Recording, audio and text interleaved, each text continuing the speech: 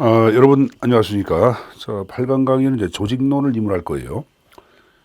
조직론은 조직학이라고 불릴 정도로 범위가 굉장히 상당한 양을 차지하고 있어요.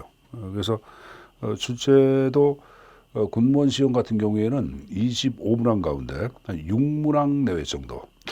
아마 정책학 이상으로 문제에서 많이 거론되지 않을까라고 생각을 하고 있습니다. 자, 그럼 여러분들 챕터 1의 조직 연구의 기초 파트부터 내용을 정리를 하겠는데, 연구 기초에서 나오고 있는 그 1번부터 여러분들 통합 조정 이런 것들은 보통 조직의 제 원리를 대표하는 내용들을 정해 놓고 있어요. 자, 그래서 문제 1번은 논점이었고, 자, 문제 2번을 보세요. 통합 조정의 원리 해가지고, 자, 문제 2번. 부하가 오직 한 명의 상관으로부터 명령받고 보고한다. 명령 통일이네. 여러분, 명령 통일은 계층제에 있어서 요 라인에 있는 사람들, 요 라인을 계소지라 그러죠. 그러니까 여기 여러분 장관, 차관, 국장, 과장, 뭐 계원, 계장 있고 계원 있다고 생각해보자. 현재는 중앙행정기관의 조직을 얘기할 땐 계란 단어는 안 씁니다. 안 쓰는데 그냥 여러분들 이해하기 쉽게. 그럼 요 계원은 오로지 계장한테만 명령받고 보고하고, 요 계장은 과장한테 명령받고 보고, 과장은 국장한테, 국장은 차관한테, 차관은 장관한테. 그래서 이들을 라인, 그래서 계선 조직에 적용되는 전형적인 원리 명령통일이죠. 이번에 정답은 3번입니다. 정리해서 가져가시고, 자, 넘겨서 문제 5번을 보겠는데, 자, 5번은 데프트가 파악한 조정 기제에 관한 내용이에요. 수평적 조정, 수직적 조정의 형태를 제시해 놓건데, 5번은 다음 중 데프트가 주장한 조정 기제에 대한 설명으로 옳지 않은 것. 1번에 임시작업단은 수직적 조정 밑줄. 수직이 아니라 수평적 조직이죠. 그러니까 1번은 잘못됐고, 2번에 장기간에 걸쳐 강력한 통합을 요구할 때 프로젝트팀, 임시작업단은 각 부서 대표로 구성된 임시위원회, 그 4번에 수평적 연결 기제로 다수 부서 간의 긴밀한 연결과 조정을 위한 타스크포스의 설득이 있다. 그 표현은 맞죠? 자, 여러분들 한 장을 넘겨봐. 이 지금의 데프트가 파악한 조정 기제는 맨 위에 수직적 조정이 있고 하단에 수평적 조정 해가지고 두 가지 용어로 나눠놓고 있죠. 그래서 수직을 대표하는 것들 계층제 규칙과 계약, 계층지기의 추가, 수직적 정보 이렇게 나왔고, 이건 수직적 정보 체제로 갈수록 보다 높은 조정 비용이 필요하다. 그러니까 보다 강력한 조정의 방법이라고 생각하시면 됩니다. 반면에 수평적 조정을 얘기할 때는 조직 간의 조정을 얘기하는데, 그다음 적어놓으세요. 정직 임시 사업팀 적어놓으세요. 정직 임시 사업팀 적어놓으세요. 자, 정은 정보 시스템, 그렇죠? 직은 직접 접촉, 그다음 임시는 임시 작업단, 타스크포스, 사업팀, 사업관리자 팀, 프로젝트 팀을 사업팀이라고 얘기합니다. 그래서 수평을 대표한다고 보시면 되겠고, 그리고 좀 전에 얘기한 이 가운데 가장 강력한 수평적 조정 장치 이름은 사업팀, 프로젝트 팀을 얘기한다. 그렇게 정리해서 가져가시고, 앞에 있는 문제 함께 보기까지도 본인 것으로 만들어서 정리해 주시면 도움이 될 겁니다. 자, 봤으면 문제 6번을 보세요. 6번은 이제 고전적 조직이론의 발달사와 관련된 내용들이에요. 그래서 신고전에 관한 내용을 묻는 문제인데, 다음 중 호돈 실험의 결론으로 적합한 것. 신고전은 보통 인간관계론과 직접적 관련이 있다고 생각하시면 됩니다. 이번에 조직구성원의 경제보상. 경제보상은 과학적 관리론, 그래서 고전이죠. 이번에 공식조직의 의사소통. 이것도 공식이죠. 3번에 조직구성원의 사회심리론. 이게 바로 인간관계론 신고전 3번이고, 4번도 기계적 능률은 우리가 과학적 관리론, 고전적 조직 이론을 얘기하는 거예요. 자, 봤으면 좀 넘겨서 어딜 보냐. 문제 8번을 보세요. 자, 8번은 우리가 거시조직 이론 파트에서 얘기하는 조직경제학이고, 이 조직경제학을 대표하는 것 중에 하나가 대리 이론이 있다고 배웠을 거예요. 그래서 대리 이론에 관한 설명인데, 다음 중 대리 이론에 대한 설명으로 적절하지 않은 걸 이렇게 나왔어요. 1번의 대리 이론은 신공공관리론의 이론적 배경, 2번의 비대칭적 정보를 이래 역선택 문제, 3번에 대리 자율성 강화, 대리인 자율성 자체의 강화가 아니라 각종 여러분들 주인 대리인 자체에서 주인은 대리인을 통제하는 데 많은 제약이 있다 없다. 제약이 있겠죠. 그래서 대리 손실이 발생하고 이러한 대리 손실 자체를 해결하기 위한 방안을 찾는 거지 뭐 대리인의 자율성 강화 그런 건 절대 아닙니다. 그러니까 뭐 3번에 잘못됐고 그 4번의 비경제적 요인 고려를 소홀히 한다고 하는 비판을 받는다. 그러니까 철저하게 경제적 요인에 근거하여 대리관계를 분석하기 때문에 비경제적 도리 이론. 그러니까 이건 여러분들 조직을 위해 헌신하는 청지기 이론, 이러한 청지기 같은 자세에 근거한 이타적인 인간의 모습 자체는 고려 못하고 있다고 비판을 받는 것 대리론이죠. 그러니까 4번도 맞고 정답은 3번인데 자 주인 대리인 관계 자체는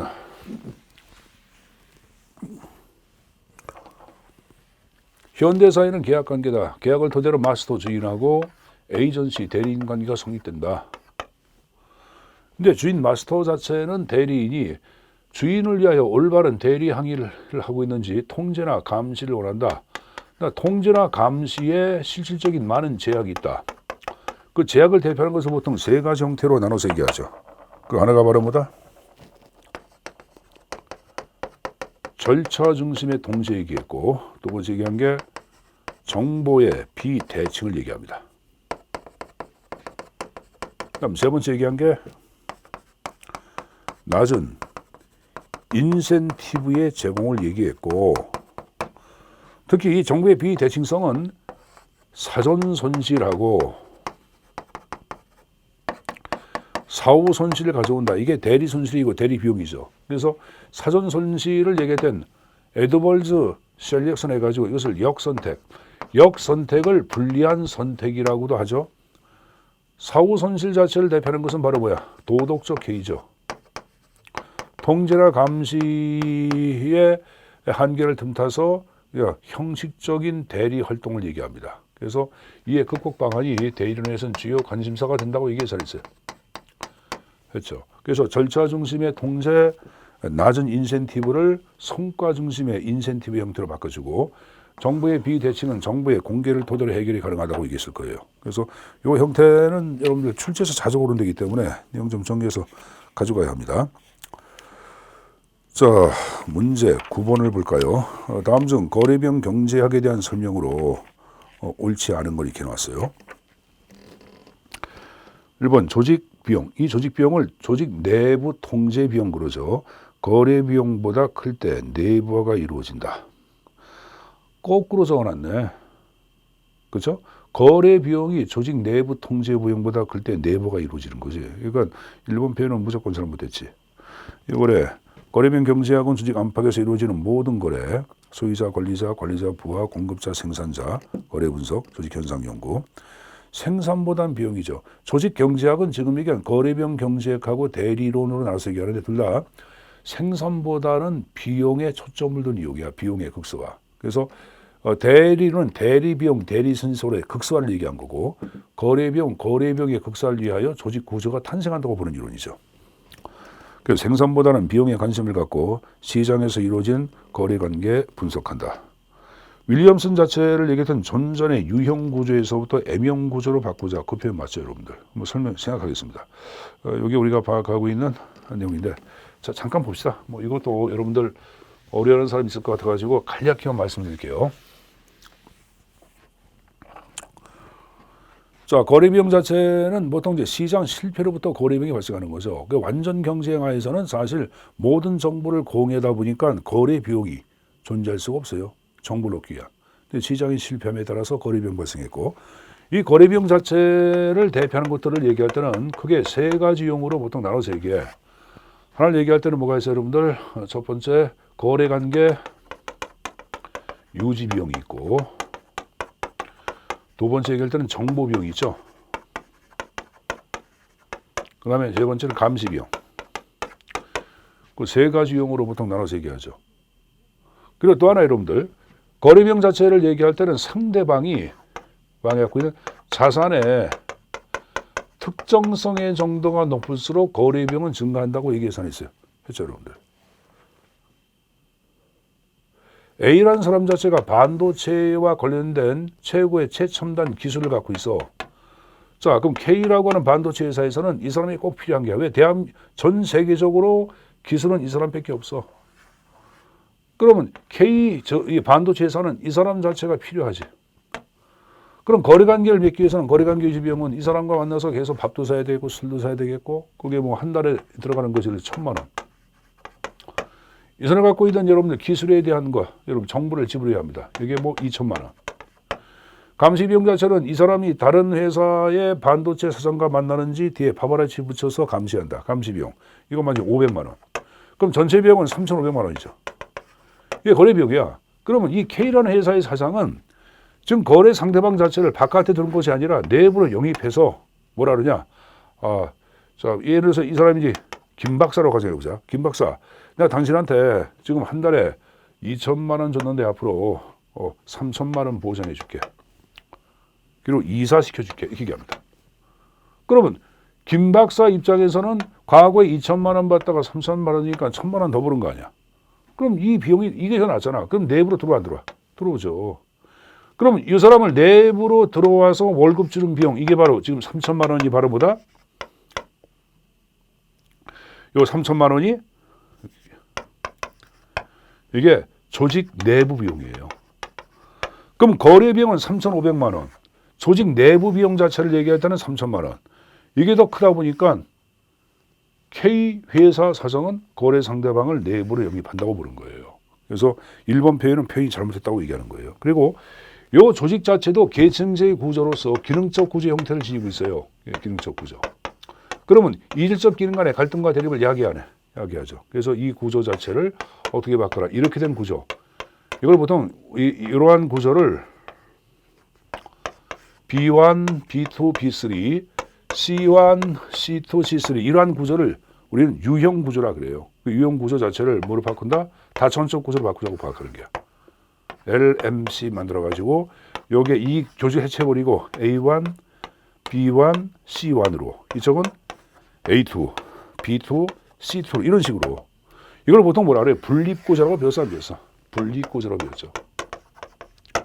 유형 구조를 얘기할 때는 기능적 구조나 계층제를 얘기하고 M형 구조를 얘기할 때는 멀티 디비전라이즈 해가지고 분립구조로 보기도 하고 이게 유기적 구조예요. 유기적 구조.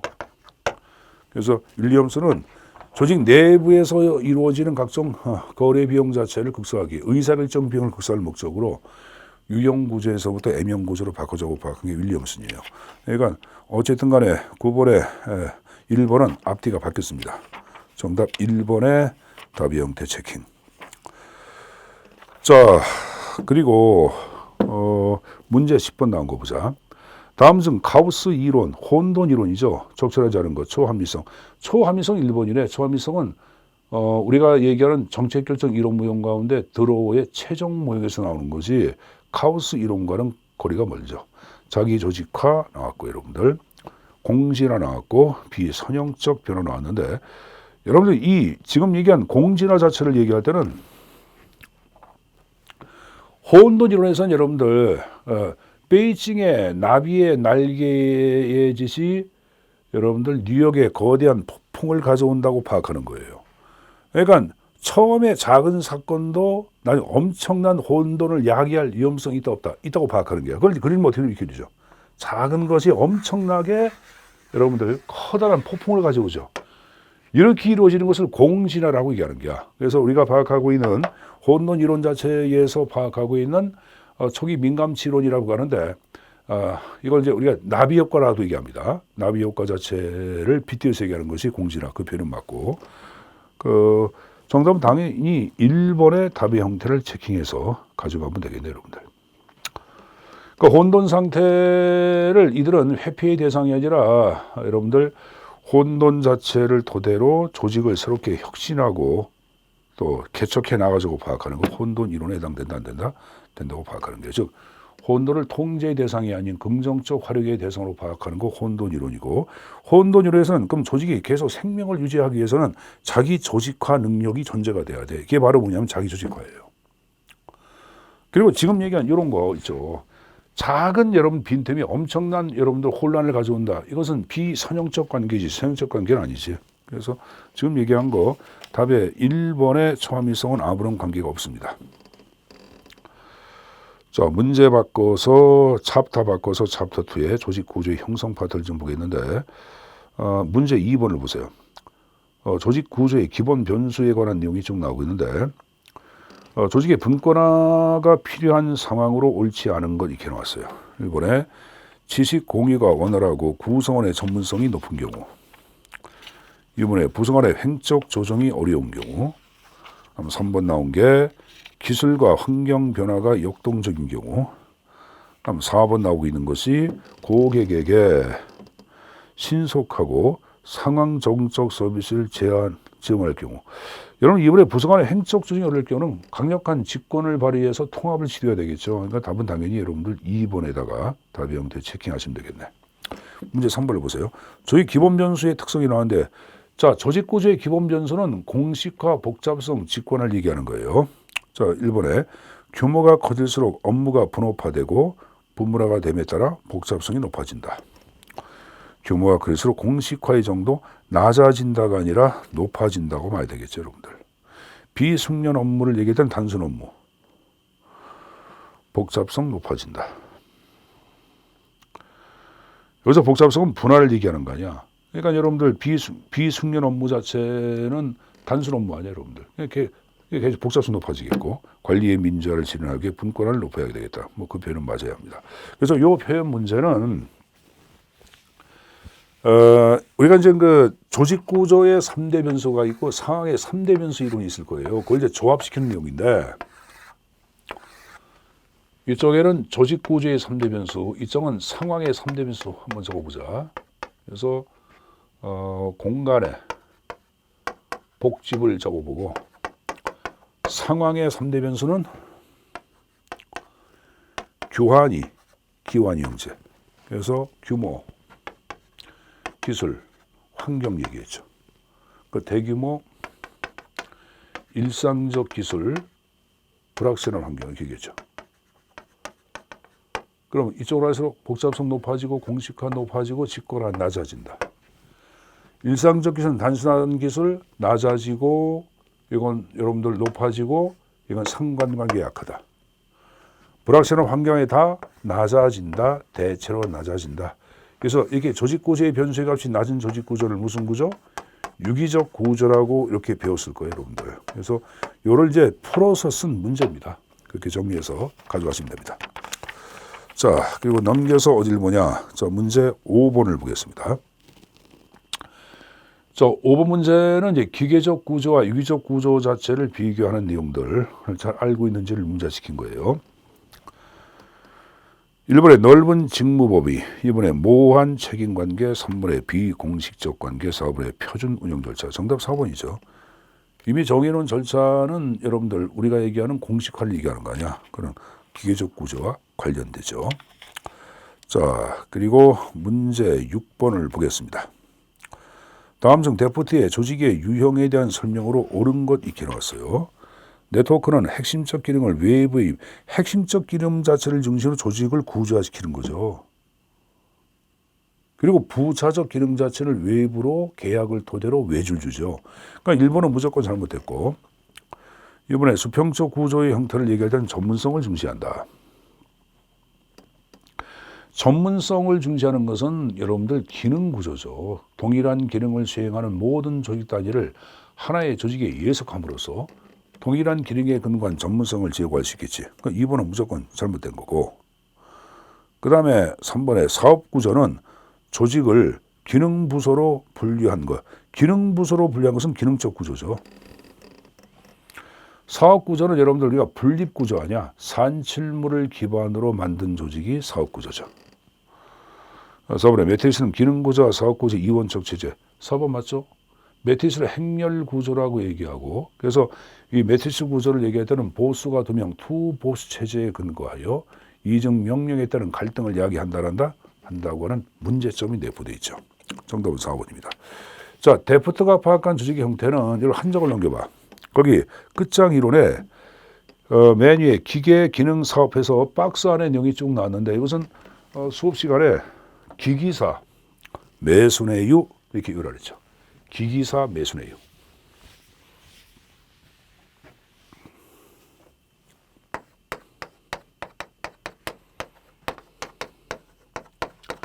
그래서 이쪽에 기계적 구조로 갈수록 수직성과 능률성과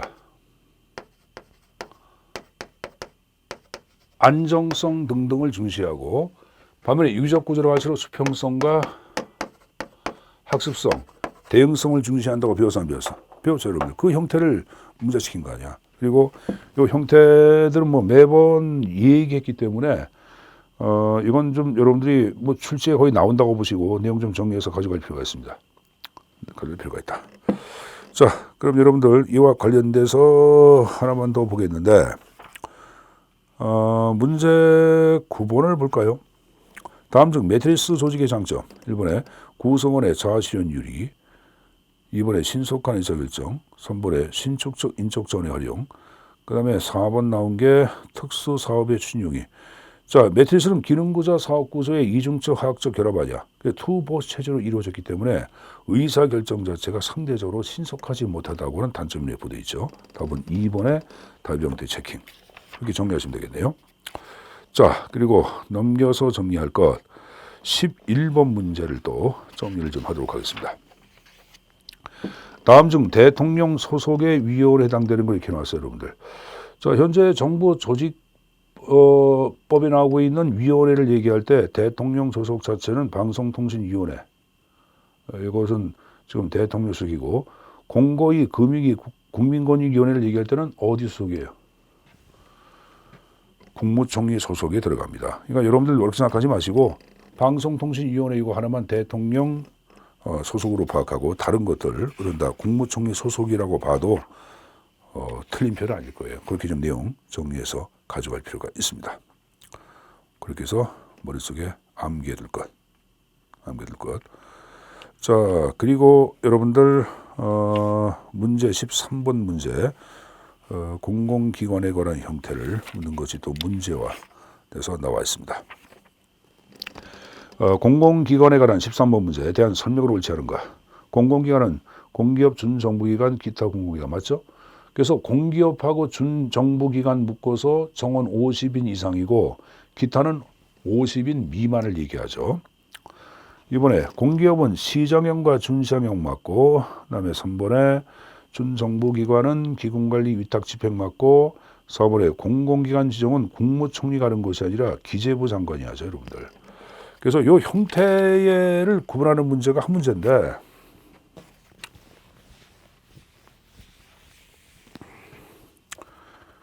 제가 이제 공기업하고 준정부 기관을 묶어요. 묶고 기타 공공기관 정원이 50인이에요. 이상은 위에, 미만은 아래.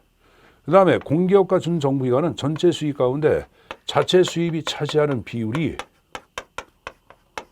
50% 이상은 공기업, 그렇지 않을 땐 준정부기관이에요. 요 공기업도 다시 여러분들 시장형이 있고 준시장형.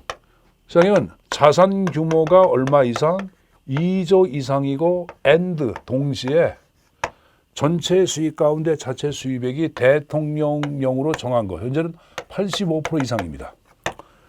그렇지 않을 경우를 준시장형이라고 한다. 그래서 이 형태의 구분을 먼저 숙제에서 가져가야 되겠고,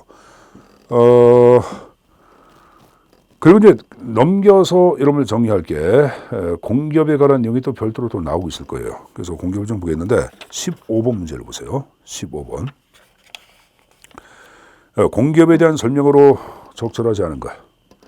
1번 공기업은 공공수의 충족을 목적으로 수지적합주의에 의하여 경영하는 사업을 말한다. 이번에 시장형 공기업은 특별법에 의해 설치, 특별법 적용에 따라 운영된다.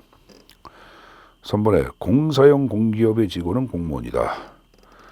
여러분들 공사형 공기업 자체는 정부가 전액 출자한 법인체, 독립된 법인체고 여기에 근무하는 사람은 공무원이 아니라 일반 회사 사원입니다. 그래서 지금 이건 3번 표는 무조건 잘못됐고, 그래서 4번에 공기업은 자체 수입액이 총 50% 이상인 기관 중에서 아까 얘기했죠. 이걸 얘기했죠. 50% 이상 공기업 그걸 얘기하는 거죠. 그래서 4번 표현은 맞다고 봐야 합니다. 그래서 그렇게 내용 좀 정리해서 가져가시고 하나만 더 풀어보겠습니다. 문제 17번 보세요. 공기업의 설립 요인에 해당하지 않은 것. 1번에 국방상 전략성의 이유, 이번에 자연 독점적 사업의 통제, 정치적 신조, 사업의 균형 예산. 균형 예산과 지금 얘기한 공기업 설립은 전혀 관계가 없어요. 공기업 설립 동기는 이렇게 하나 적어놔. 거기다가 국민 정경독이라고 적어놓자. 국민 정경독. 자, 그건 국방상 전략상의 이유, 민은 민간 자본의 부족, 정은 정치적 신조, 경은 경제 정책상의 이유, 독은 독점적인 서비스. 그러니까 지금 얘기한 거 얘기했죠. 그렇게 내용 정리해서 가져가십시오. 자, 그래서 여러분들 8강 강의는 조직이론 파트 가운데 챕터 2까지 내용을 중심으로 수업을 문제를 분석을 했습니다.